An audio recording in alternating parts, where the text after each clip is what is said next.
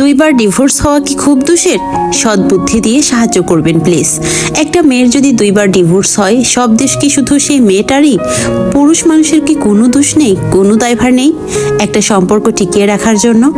আমার যদি দুইটা ডিভোর্স হয়ে থাকে, আমার হাজবেন্ডেরও দুইটা ডিভোর্স হয়েছে। আমার আর তার কারো আগের ঘরের কোনো সন্তান ছিল না।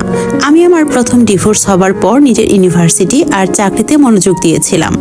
প্রথম বিয়ে আমি আবেগের বসে নিজের বয়ফ্রেন্ডকে করেছিলাম, পরিবার মানতে চায় নাই। তখন 22 বছর আমি, আর আমার হাজবেন্ডের বয়স ছিল 24 বছর। তার বাড়ি ছিল না, মাত্র চাকরিতে জয়েন করেছিলেন। কিন্তু আমার ফ্যামিলির কারণে বিয়ের 16 মাসে ডিভোর্স হয়ে যায়। আমি তারপর অনেক ভেঙে পড়ি, নিজের গ্রাজুয়েশন শেষ করে চাকরি করতে থাকি। 2017-তে আমার প্রথম ডিভোর্স হয়।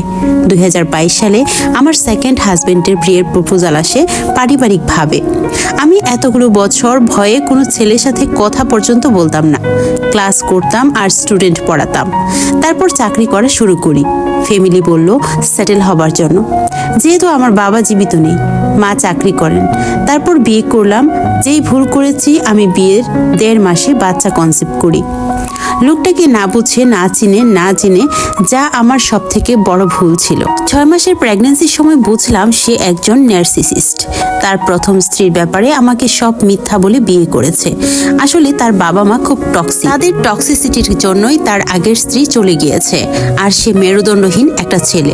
যখন বুঝেছি অনেক দেরি হয়ে গিয়েছে, তখন বাচ্চা হয়ে গিয়েছে। বাচ্চা হবার পর থেকে 4 মাস মায়ের বাসায় ছিলাম।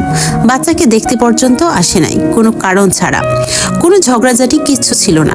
সব কিছুতেই বাপ মা করতো।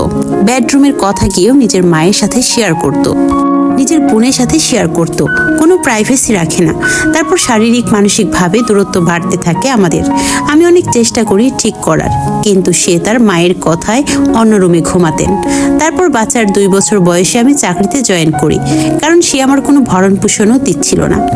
একদিন একটা তুচ্ছ ঘটনায় ঝগড়া লাগে, যার কারণে আমি অফিস থেকে আসার পর সে তার মায়ের প্ররোচনায় আমাকে ডিভোর্স লেটার হাতে ধরিয়ে দেয়, আর বাচ্চা সহ আমি আমার মায়ের বাসায় চলে আসি। এখন সবাই আমাকেই দোষারোপ করে যে আমার 2বার ডিভোর্স হয়েছে। আমারই সব দোষ। আমার কারণেই নাকি আমি স্বামীর সংসার করতে পারি না। সে পুরুষ মানুষ, তার কোনো দোষ নেই। সব দোষ শুধুমাত্র আমার। আমার 2.5 বছরের বাচ্চাটা এসবের ভুক্তভোগী। আমি এখন কি করব, কই যাব? আমার মা আমার বাচ্চাকে রাখতে চায় না। তার কাছে ঝামেলার মনে হয় সবকিছু। আমাকে বাসা থেকে বেরিয়ে যেতে বলে বাচ্চা নিয়ে। আমি যেই চাকরি করি সে টাকা এনাফ না আমার বাচ্চাকে নিয়ে থাকার মতো ঢাকা শহরে। আমার ভাই আম্মুকে বলে দিছে আমি যদি বাচ্চা নিয়ে এই বাসায় থাকি